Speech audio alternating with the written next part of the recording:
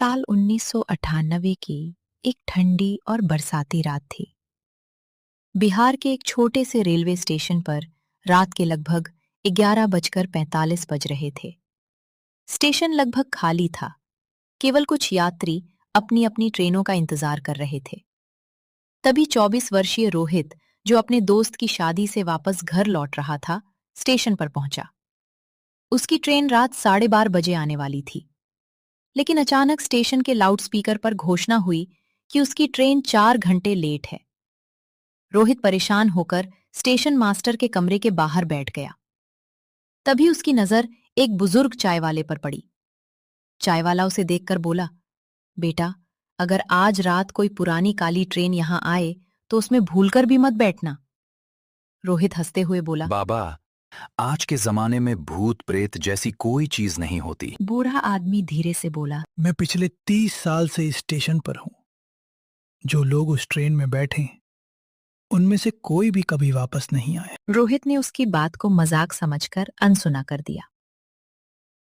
रात के 1:13 बजे अचानक पूरे स्टेशन की लाइटें झिलमिलाने लगीं।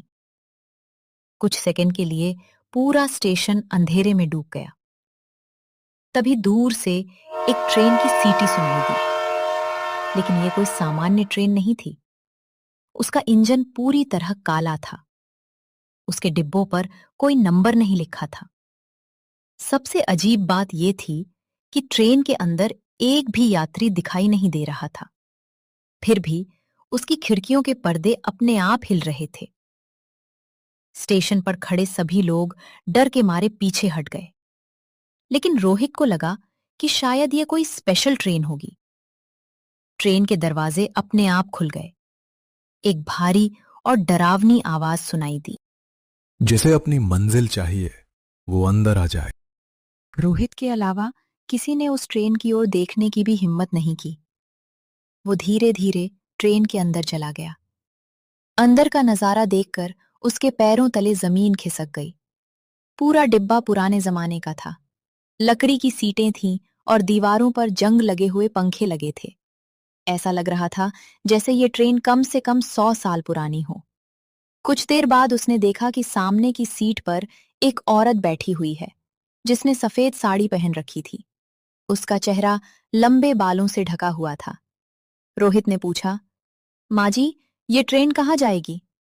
औरत ने धीरे धीरे अपना चेहरा ऊपर उठाया और बोली, यहाँ से कोई वापस नहीं आता। उसकी आंखें पूरी तरह काली थीं। रोहित डरकर अपनी सीट से उठ खड़ा हुआ। उसने देखा कि पूरे डिब्बे में अब अचानक बहुत सारे यात्री बैठे हुए हैं, लेकिन उनमें से किसी के भी पैर जमीन को नहीं छू रहे थे। कुछ लोग बिना पलक झपकाए उसे घूर रहे थे।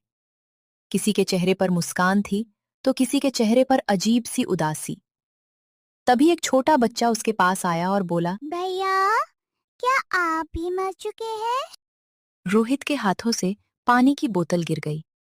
उसने घबराकर पूछा, तुम क्या कह रहे हो?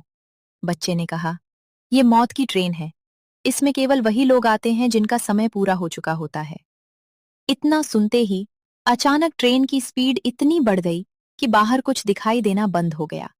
खिड़की से बाहर केवल घना कोहरा और अंधेरा था। रोहित ने अगले स्टेशन पर उतरने की कोशिश की, लेकिन ट्रेन कहीं रुक ही नहीं रही थी। तभी उसे एक पुरानी डायरी मिली, जिसमें लिखा था, यदि तुम जीवित हो तो सुबह होने से पहले इस ट्रेन से उतर जाओ। सूरज निकलने के बाद यहां मौजूद हर आत्मा हमेशा के लिए इस ट्रेन का हिस्सा बन जाती है। रोहित घबरा गया। उसने पूरे डिब्बे में बाहर निकलने का रास्ता ढूंढना शुरू कर दिया। अचानक उसे आखिरी डिब्बे में एक बूढ़ा आदमी दिखाई दिया, जो रेलवे की पुरानी वर्दी पहने हुए था। उसने बताया कि वर्ष 1952 में इसी रेलवे लाइन पर एक भयानक दुर्घटना हुई थी। उस दुर्घटना में पूरी ट्रेन नदी में गिर गई थी और उसमें मौजूद सैकड़ों यात्रियों की मौत हो गई थी। तब से हर साल उसी तारीख को रात 1:13 बजे ये ट्रेन वापस आती है और नए यात्रियों को अपने साथ ले जाने की कोशिश करती है। बूढ़े आदमी ने रोहित को एक बात बताई, जब ट्रेन सुरंग के अंदर जाएगी तभी केवल 10 सेकंड के लिए इसके दरवाजे खुलेंगे।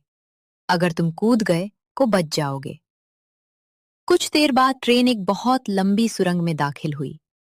अचानक सभी आत्माएं जोर जोर से चिल्लाने लगी। उनकी आवाजें इंसानों जैसी नहीं थी।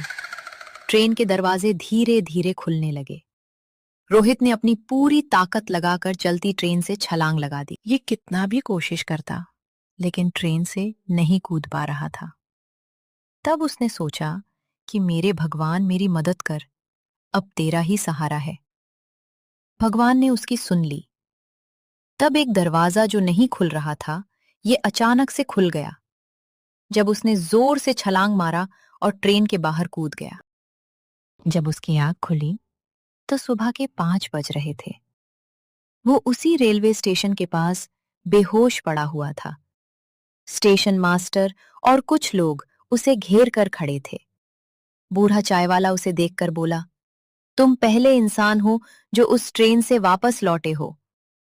रोहित ने कांपते हुए पूछा, क्या वो सब सच था? स्टेशन मास्टर ने पुराने रिकॉर्ड की एक फाइल उसके सामने रखी। उसमें जो तस्वीर थी, उसे देखकर उसकी सांसें रुक गईं।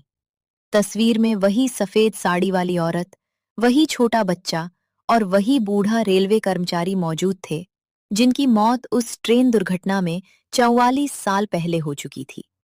आज भी कहा जाता है कि उस स्टेशन पर हर साल उसी रात ठीक 1:13 बजे एक काली ट्रेन बिना किसी आवाज के प्लेटफॉर्म नंबर 13 पर आकर रुकती है। और अगर कोई उसकी सीटी सुन ले, तो वह आवाज उसे जिंदगी भर कभी नहीं भूलती।